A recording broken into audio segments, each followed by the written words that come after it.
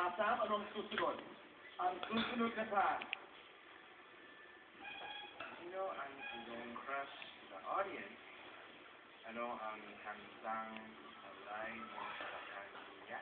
Would you like, in the audience, and if you were to sing a song for her, what song would it be? But let's start with the girls. Would you like, tumingin ka sa iyong paligid, Sam? Okay. Mamimili si Sam ngayon ang kanyang kakantahan. Sam? Okay. Ano ang iyong pangalan? Okay, upo ka dyan at ikay aawitan ni Sam. And what is that song?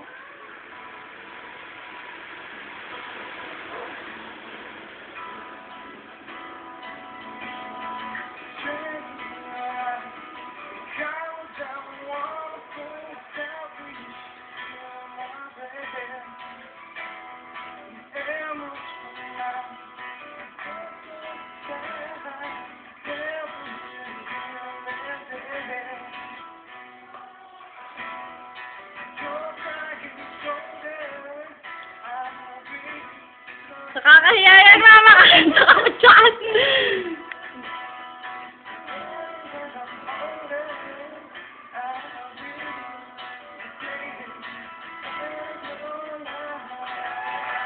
Yeah, hindi na hinig.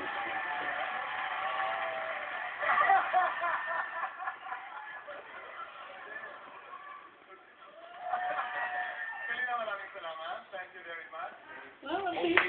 Kasi wag ka magulo.